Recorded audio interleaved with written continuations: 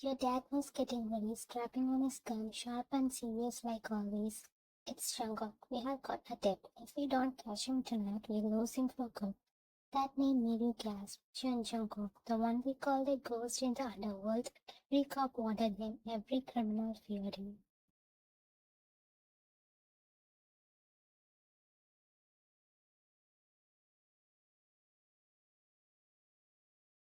You slowly ignored that issue because for the time being that wasn't your concern. Can I go to Sana's birthday party just for an hour? You think this is the time to run around like some spoiled kid? You know what kind of people are out there. You think they won't come for you if they know who you are. You're not going. End of discussion.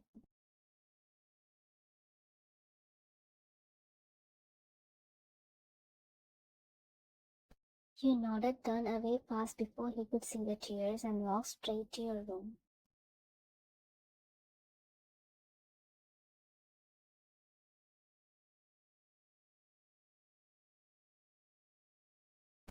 You shut the door quietly, leaned against it, and let your tears flow down your cheeks. You buried your face into the pillow, hoping it would stop, but it didn't. You just kept lying there, buried under the blanket, trying to quiet down your sobs so no one would hear. You were always like a burden to protect, for your dad, not his daughter. And just when you thought the tears were slowing down, a voice come out of nowhere stopped your heart. Can you please stop crying?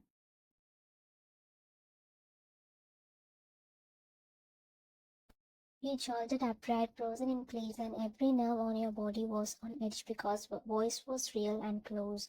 You turned towards the sound and felt your breath catch in your throat as the figure stepped out from behind the curtains like he had been there the whole damn time.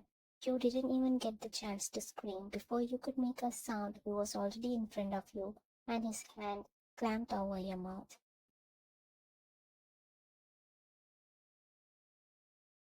Don't scream. I'm not here to hurt you, but if you try to scream again, I'll shut you up myself, and I don't think you want that. Everything in you wanted to scream to push him off and run, but your body wouldn't listen. You were frozen, not just because he was a stranger, but because you knew who he was. Shanchanko, the name your father had just said before he left.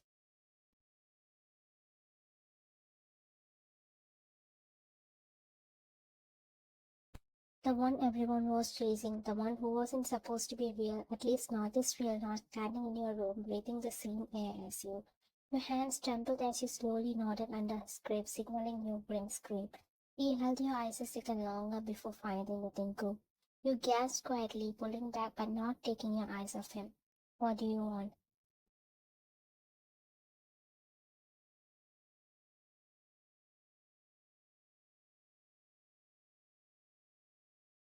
I needed a place to hide. Your house was convenient. Didn't expect a crybaby though. You flinched at that, but he didn't sound like he meant it to hurt you. It was just how he talked. Do you even know which place you chose for hiding? He just smirked like he was expecting the question. I'm sure I'm in the most secure place I can hide.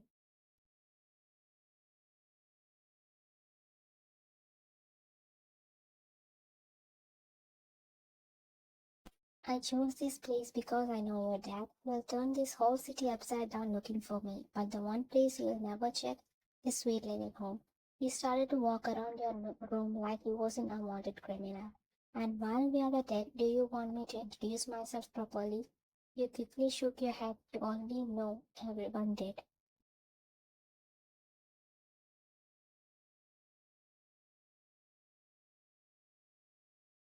He gave a small laugh under his breath. Didn't think so.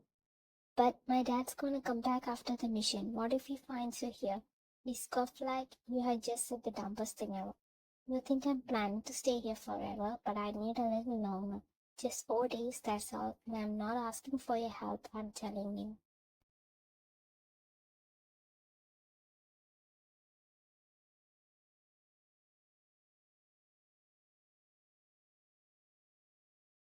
He moved closer with his intense gaze, making you feel small in the presence of his power. Every word that came out of his mouth was laced with authority, like he was used to getting what he wanted without question. 4 days, you won't say a word to anyone, not your dad, not anyone. You think your father's gonna find me here? Hell no. But I'll make sure you don't end up in any more trouble if you help me stay hidden, just for a few more days.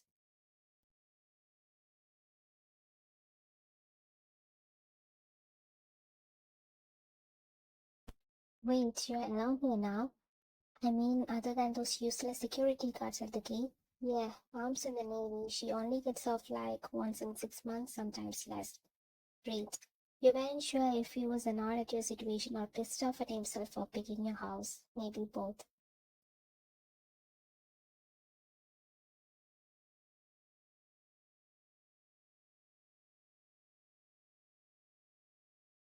He dragged a hand through his hair, exhaling sharply like he didn't need another complication, but that's exactly what you were turning into, and then looked at your kid. Anyway, don't open that door for anyone unless I say. And don't try to play hero either. I don't care how sweet you look, don't get in my way. And just like that, he turned and walked to the corner, casually pulling out a knife from under his jacket and placing it on your desk.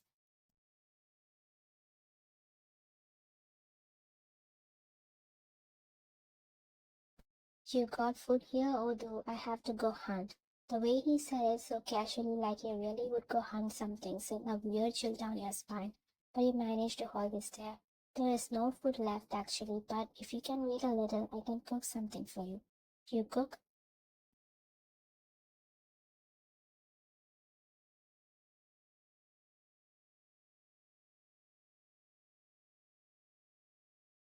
I mean, yeah, I have to. No one else is around to do it. He didn't say anything right away, just shoved his hands into his pockets and leaned back against your wall. Fine, I'll wait, but if it's that, I'm leaving and setting this whole place on fire. You know he was just half joking, at least you hope he was.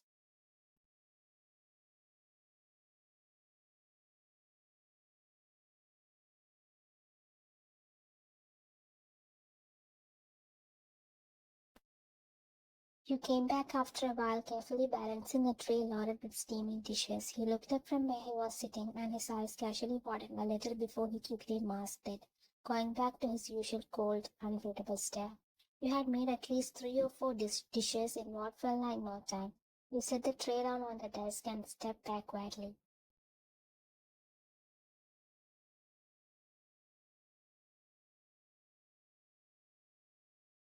He stood up, walked over, and picked up the spoon like he was defusing a bomb. He scooped a bite of one of the curries, holding it in front of him.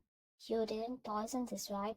You let out a breathy, sad little chuckle and looked down at your hands. If I had poison in this house, I heard I would have been the first one using it.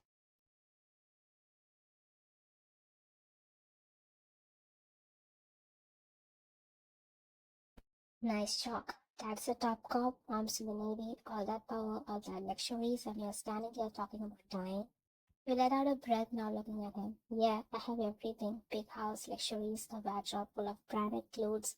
But the one thing I want most, freedom, happiness, love, all the things money can't buy.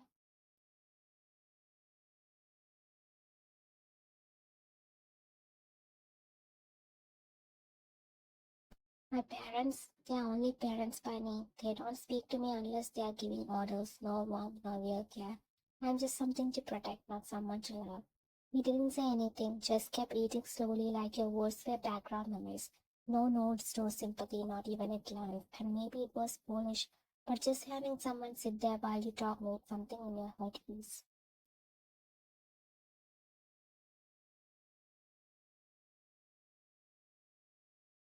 Actually, I think I'm jealous of you. He didn't look up, but the way his fingers tightened around the spoon told you he heard. You are living a life on your own terms, running or hiding or whatever. But it's your choice. You don't have to answer to anyone. You broke out of whatever world you were born into, and look at me. I'm in my own house, in my own room. But I never felt free for a second. You're the one hiding, but I'm the one locked in.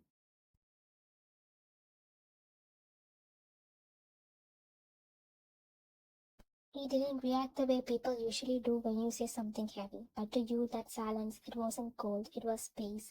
Space to finally speak without being shut down. The food's great, you're a nice cook. You blinked at him, a little stunned by the praise. You gave him a small smile, hugging your knees to your chest on the edge of the bed. You know, I don't really mind you not responding to everything I said.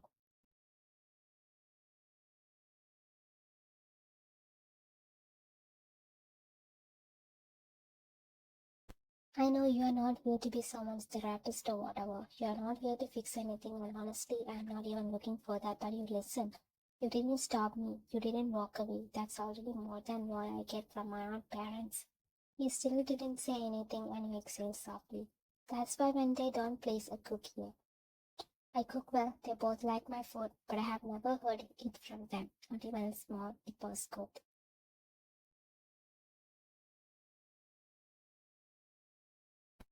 So yeah, thanks for that one line. He finished eating, placed the spoon down and wiped his hands slowly. Then he turned to you, tilting his head slightly. I was quiet all this time 'cause I was hungry. Don't get the wrong idea. Don't start dumping your sad little stories on me like I give a damn. I'm not here to be a friend. I'm not here to listen. I just needed a place to breathe for a few days. That's it. So stop talking like we are anything to each other.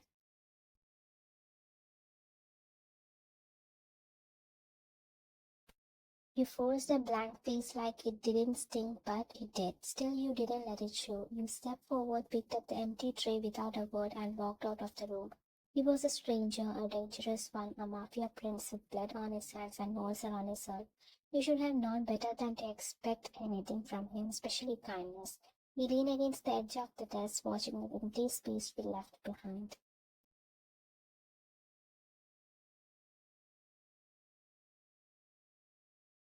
Damn it. I ain't the guy you should be spilling your heart to. You deserve better than a ghost like me. He dragged a hand through his messy hair, muttering under his breath, and started roaming around your room. Then he stopped near your shelf, and his eyes caught on something stacked up neat, pickles, a whole bunch. He started flipping through, casual at first, then slower.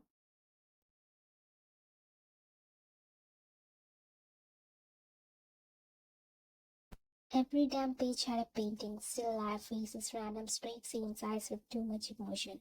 They weren't just good, they were real, like you could fall into them.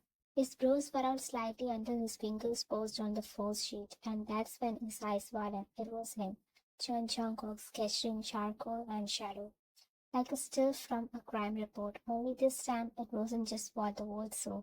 There was something else in the lines, a depth, a story. Me? Damn, clear as a photograph. Why the hell would she draw me? That's when he heard you walking back in, drying your hands on a dish towel, clearly done with the plates. You looked up and stopped dead in your tracks, seeing him holding that particular painting. You drew this? You nodded, slow but not ashamed. Yeah, that's how I keep my head straight. If I don't paint, I go crazy being alone here.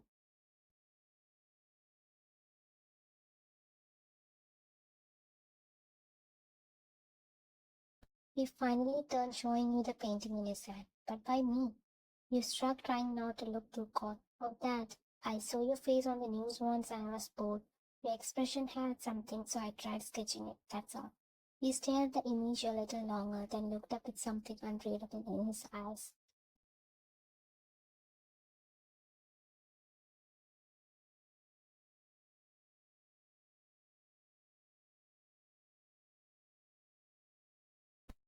What will this cost? What? I'm taking this with me when I leave. No one's ever done this before, not like this, not of me. You let out a soft chuckle, brushing your fingers through your hair as you lean against the door frame, watching him hold that sketch like it meant something.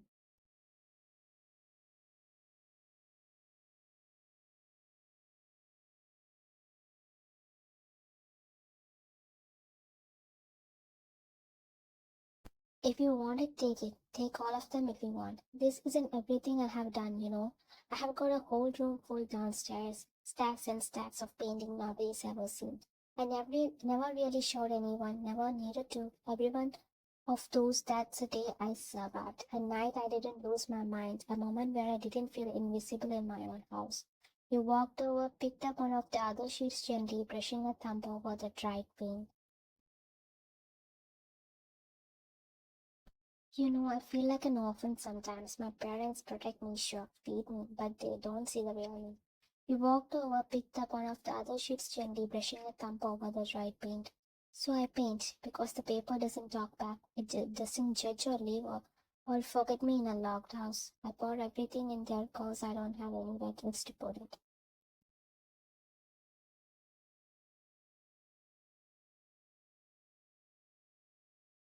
So no, I'm not putting a price on any of them. They are not for sale. But if you want one or all of them, you can have them. At least someone saw them now. You just stood there silent after pouring your heart out, knowing damn well nothing you said was gonna change anything. But still talking to him felt like breathing after being underwater too long. It was heaven compared to the silence that usually filled this place.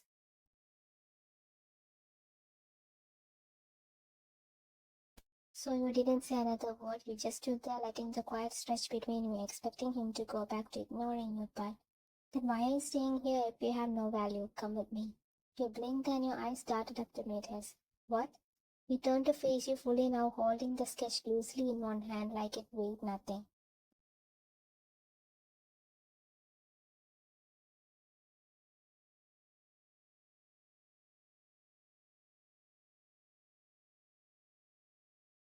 I'll introduce you to someone who actually gives a damn about paintings, a real artist, big shot.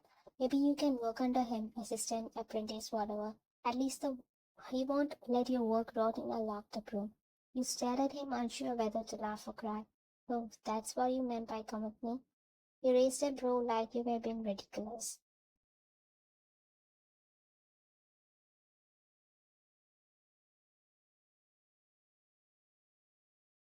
Then what? You thought I'd say I'll take care of you, marry you, or some shit? He scoffed and turned his back like he couldn't even entertain the thought. That'd be the funniest damn joke ever. But even as he said it, he didn't notice the way his grip on that painting had tightened just a little. He stared at the painting in his hand a second longer before carefully placing it back on the pile like it suddenly meant something. Or maybe he didn't want to ruin it. Either way, he didn't say a word about it again. Instead, he ran a tired hand down his face. I'm tired. Need to crash for a while. You nodded, already stepping back. Okay, you can sleep here. I'll go to the guest room. No, just saying, sleep in this room. I don't know if you'll run your mouth the second I close my eyes. You frowned, stepping forward. I'm not gonna tell anyone. You can trust me.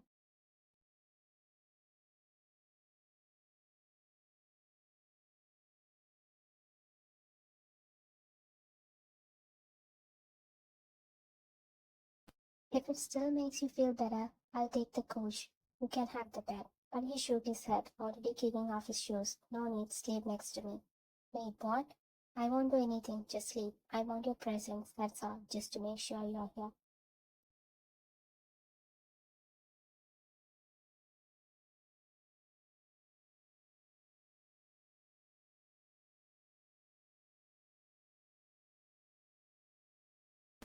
His voice wasn't flirty or fun, it was super cold and serious, almost sad. You felt nervous like butterflies in your stomach, but something about his face made you agree. You lay down really stiff, holding onto the edge of the bed like you wanted to sink into it. Your back was to him, and you didn't move at all, like you were scared he would freak out if you did. You didn't even let your pinky touch his side of the bed.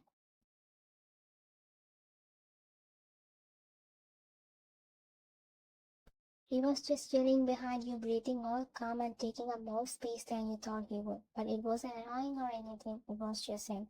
Before long, you could hear him snoring a bit, and you got how tired he must have been. Everyone's got their own struggles, no matter if they came from a good or bad place. They, then you ended up falling asleep too, and for some reason you closed your eyes without any tears today.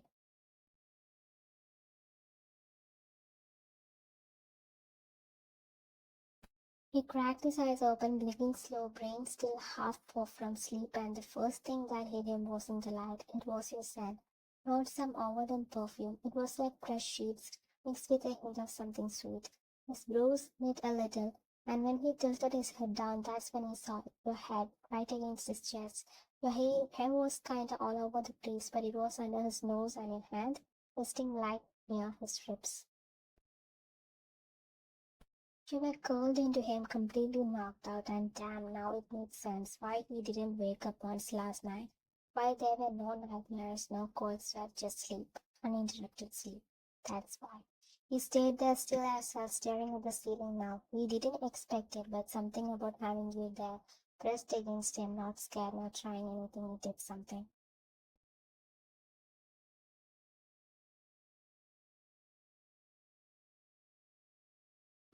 You're really messing with my heart, girl. Didn't even try. But he didn't push you off, didn't say a word, just let himself feel it for a second longer, because deep down he already knew he wasn't gonna get this again. He couldn't help it. He smiled just a little, But it was real. His mind drifted back to the last night, to that exact second he saw you. Your face all wet with tears, voice shaky as hell, just confused, like you didn't know whether to scream or speak. And he had done the dumbest thing, covered your mouth trying to shut you up fast, but even then, those big hazel eyes, filled with pain and something soft underneath, he was gone, done for. He didn't say it, didn't show it, but he felt that shit hard. Man, I really felt for her. He thought brushing a thumb over the fabric of the blanket like it'd help ground him. Right at first glance, stupid.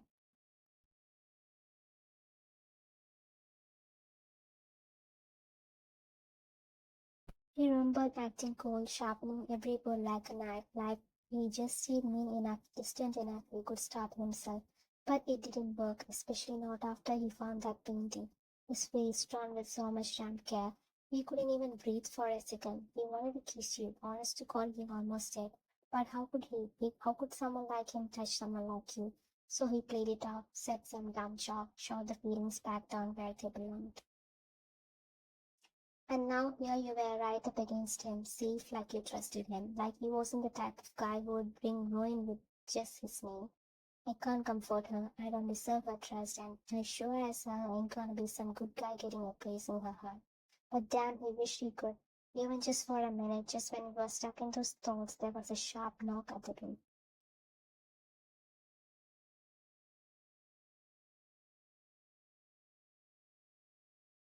He didn't want to wake you because you were still out cold, but he didn't have any other choice. He reached over and lightly tapped your cheek. Hey girl, wake up. You blinked slow, your eyes barely adjusting to the morning light. When you finally looked up, your face was like inches from his. You froze for a sec, realizing just how you had been sleeping. You snapped and sat up with your cheeks heating.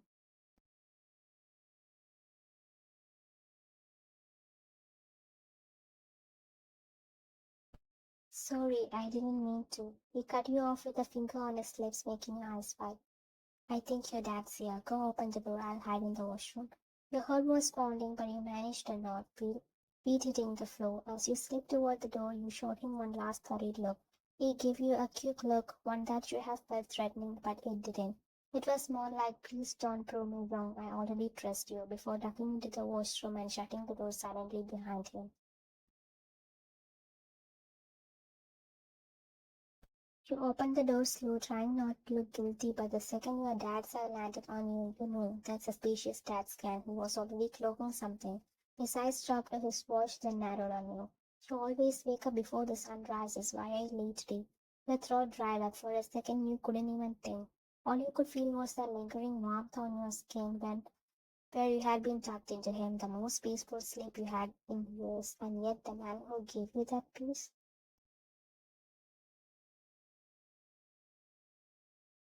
He was a wanted criminal hiding in your room. How the hell were you supposed to explain that? So you lied. I didn't sleep well last night. I was dozing around. Maybe I just passed out late. It sounded fake even to your own ears, but your dad didn't press. He just gave you one last look. I wasn't fully buying it, then shook his head, adjusting his tie. Look, I don't have time for breakfast. I'm leaving. We have got urgent meetings today, all about Jungkook. I'll be back tonight.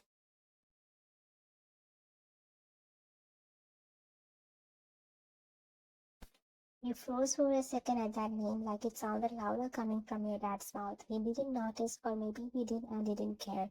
And just like that, he was gone. You stood there still by the door, and your heart is beating utterly fast because you realized that even with all the danger in that room behind you, you didn't want him to leave.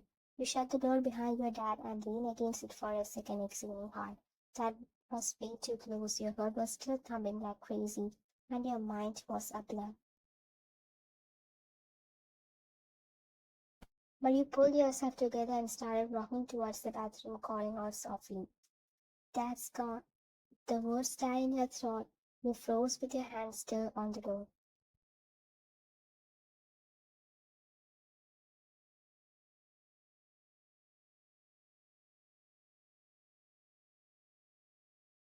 There he was standing under the shower with a towel tightly wrapped around his face, leaving nothing else to the imagination. You gasped ready to scream or bolt, but before you could even take a breath, he seized your wrist and pulled you into the steamy room with him. Your heart raced wildly and you fell silent. I'm covering up with this towel, so no need to scream. My dad's still in the house, just be careful.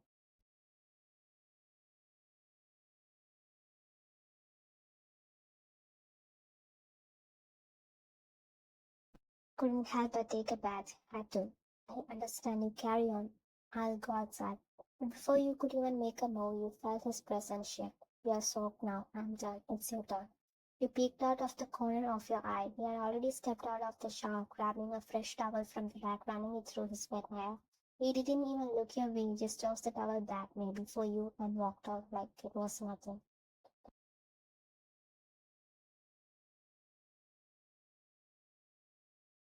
You stood there trying to make sense of what just happened, and then the door creaked open again. You flinched hard, but all you saw was his arm slipping, holding a dress. Your dress. It had gone through your wardrobe. You just placed it on the counter and left it in. You stared at it, then at the door. And before you could stop yourself, a soft smile crept up your cheeks. Damn, you were trying not to feel anything, but how could you know? This guy, this wanted man, this so-called criminal, he just handed me a clean dress and didn't even try anything. And somehow that messed you up more than if you had.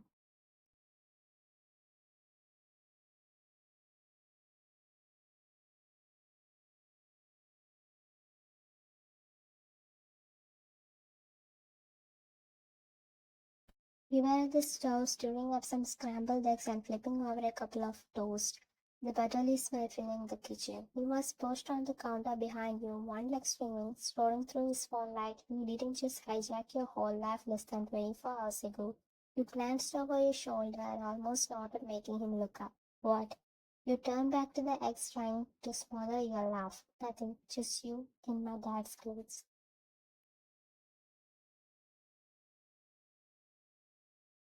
He looked down. Oversized polo shirt tucked half-fast into a pair of faded jeans that definitely didn't fit him right. He rolled his eyes where you caught the tiny smirk he was trying to hide.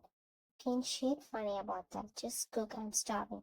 You smirked, flipping the eggs one last time and loading the plate fast. You slid it in front of him and he didn't waste a second. He leaned in, took a deep breath, and let out the softest groan. Damn, I'd die for this.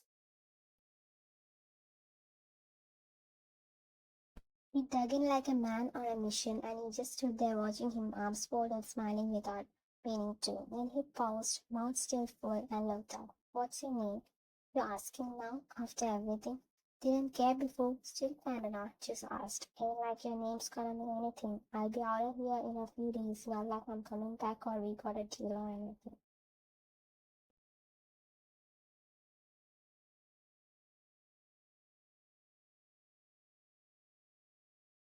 You were smiling a second ago, but those words they cut Kip. Your smile disappeared before you could stop. He saw that, and for the first time he actually looked like he regretted saying something.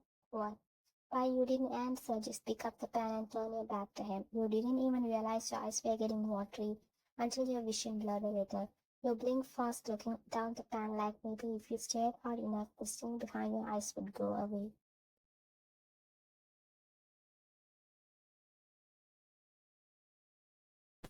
You're right. My name or me don't really matter to you. We are just strangers. You leave. That's how this works. But it's not the same for me. You mean something now. Because for once I don't feel so alone.